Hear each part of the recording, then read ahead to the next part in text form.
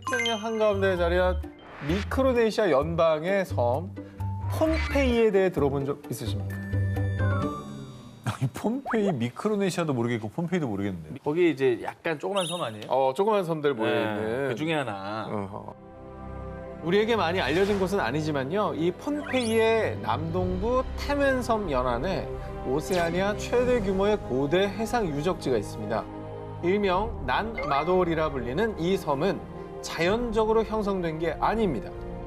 고대의 산호초 위에 건설한 인공섬들인데요. 우와. 17세기까지 폼페이를 지배했던 사우델레 우르 왕조가 건설한 것으로 추정, 석조 궁전, 사원, 영묘 등 당대 찬란했던 문화를 짐작케 하는 방대한 규모의 유적이 남아 있습니다. 저거를 바다 위에다 만들었다고? 어떻게? 대단하다 진짜. 이 난마돌은 존재 자체가 미스터리. 난마돌은 길쭉하고 거대한 현무암 기둥을 최대 15m 높이로 쌓아 올려 축조되었는데요. 그렇게 축조한 인공 섬의 수가 무려 92개. 와. 가장 큰 인공섬은 사방 100m에 달합니다. 아유. 이 어마어마한 규모의 난마돌을 건설하는 데 필요한 석조의 양은 자그마치 40만 톤. 대체 누가 이 엄청난 양의 돌들을 가져왔을까요? 어마어마한 노예들이 동원됐을 거예요. 바다에다 어떻게 저게 되지? 저희 바다가 잔잔한가요, 저희가? 잔잔한다 한들. 저 40만 톤의 돌을 어디서 가져왔나요? 어디서 가져올 거야 또. 그거 어디서 가져와? 자, 바로 그게 미스터리입니다. 난마돌은 방사성 탄소 연대 측정 결과 12세기 무렵부터 축조, 폼페이 섬의 화산 폭발로 형성된 이 현무암으로 축조했을 것으로 추측하는데요. 폼페이 섬에서 이 난마돌까지의 거리는 무려 그렇다면 대체 누가 어떻게 그 무겁고 방대한 양의 돌들을 운반했는지 그 미스터리는 여전히 풀리지 않고 있습니다. 저 어떻게 했죠? 무게도 무게인데 일단 이동 수단이 뭐냐는 거예요. 폼페이 원주민들 사이에서는 오래전부터 이 난마돌에 얽힌 기묘한 전설이 내려오는데요. 쌍둥이 마법사인 올리시흐파와 올로소파가 신비한 주문을 외우니 거대한 바위가 공중으로 부양하여 도시를 건설하였다. 전 여기 한 표입니다. 이게 말이 된다고 생각할 정도예요. 아니면 저거 말고는 설명이 안 되니까. 그러니까 마법으로 돌을 이렇게 뚝 끼워서 이렇게 이제 옮겨놨다. 그러면 말이 되죠. 어허. 네. 신비한 마법으로 형성됐다는 난마돌의 전설. 지금도 폼페이 원주민들은 이 난마돌에 신비한 영역이 깃들어 있다며 전설을 굳게 믿고 난마돌을 신성시하는데요. 미스터리로 가득 찬 고대 해양 유적 난마돌.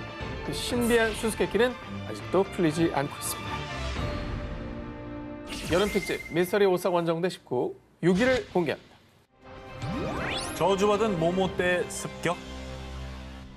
2021년 11월 12일 이집트 남부 최대 도시 아스완. 500명이 넘는 사람들이 동시다발적으로 병원을 찾는 일이 발생했습니다. 역병이네 역병. 큰 사고가 있었던 거야. 수백 명의 사람들이 병원을 찾기 전 아스완에는 천둥이 치고 우박이 쏟아지는 등 이례적인 폭풍우가 몰아쳤는데요. 건물들이 부서지고 도로가 파괴, 또 전기까지 차단됐을 정도로 그 파급력은 어마어마했습니다. 기상이변 때문이야. 하지만 이 매서운 폭풍우는 재난의 서막에 불과했습니다. 지금까지 이런 일은 없었어요. 이건 저주가 틀림없어요. 공포했던 아스완 시민들. 대체 이곳에 무슨 일이 있었나? 폭풍우가 그친 이후 영화에서나 봄직한 수백, 수천, 수만, 아니 셀 수 없는 수의 전갈대가 출현. 와. 마을을 급습한 건데요. 전갈에 쏘인 환자들은 극심한 고통과 함께 발열, 구토, 설사의 증상을 겪고 병원을 찾은 겁니다. 와, 이거는 가끔 막 성경에 나오고 이런 거 그러니까, 아니야? 그러니까 하늘에서 이게 막 사람이 할래도 안 되는 거죠. 저거는 불가능하죠. 그치?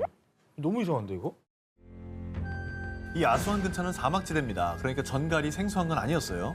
하지만 이렇게 하룻밤 사이에 이렇게 때로 움직이는 전갈은 이 동네 사람들이 봤을 때도 처음 있는 일이었다고 합니다.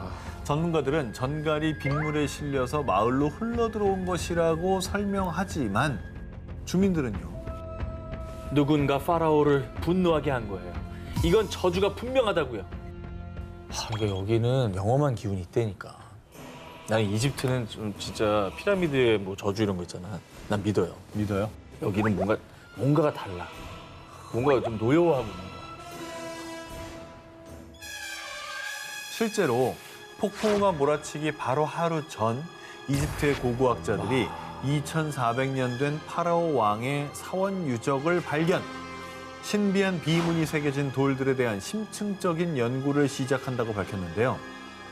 이에 전갈대의 저주가 파라오의 저주와 연관이 된 게 아닐까 추측한 건데요. 맞아. 화가 나신 거야. 파라오의 저주는 뭐 가장 유명한 저주 중에 하나죠. 이렇게 무덤을 도굴한 사람들이 다 죽음에 이르렀다는 등 뭐 그런 계통의 이제 저주가 아닐까라고 이제 사람들이 많이 두려워하고 있나 봐요. 갑작스런 폭풍우와 그 후 급습한 전갈대. 정말 안녕을 방해받은 파라오의 저주였을까요?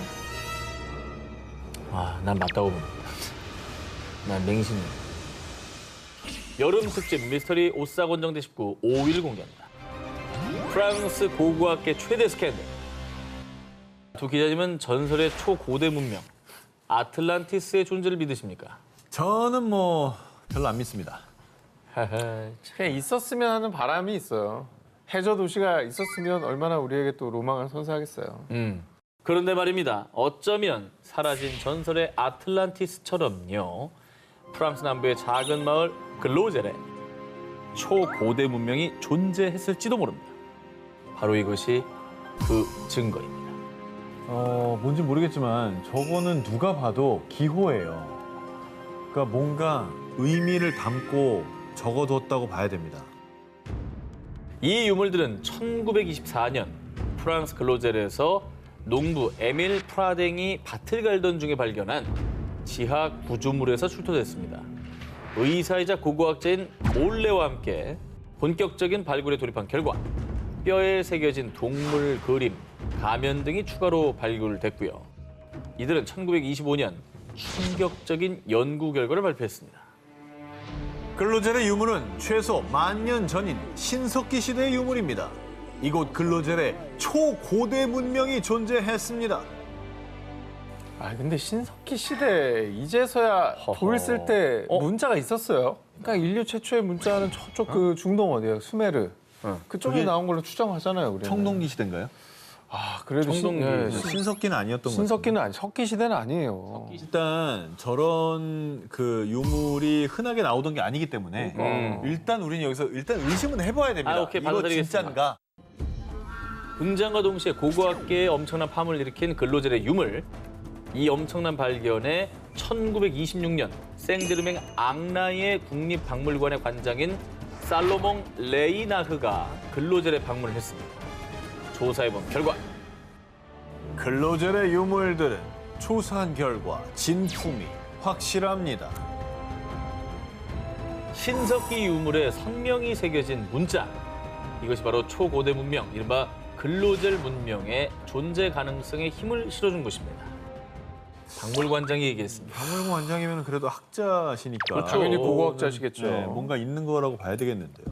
그런데 말입니다. 역시 글로젤에 직접 방문, 조사했던 유명 고고학자 앙리 브리유는요. 글로젤의 유물들은 대부분 위조한 것입니다. 잡지에 실린 선사시대 판화를 보고 조작해서 만든 거라고요. 라고 주장. 글로젤 유물의 진위 여부를 두고 학계에 상반된 주장이 첨예하게 대립했습니다. 누구는 진품이라고 하고 또 누구는 위조품이라고 하고 뭐가 진짜인 거죠? 근데 사실 1920년 되면 그 연대 측정도 안 됐을 거고 기술이. 지금은 검증을 할 수 있지 않을까요?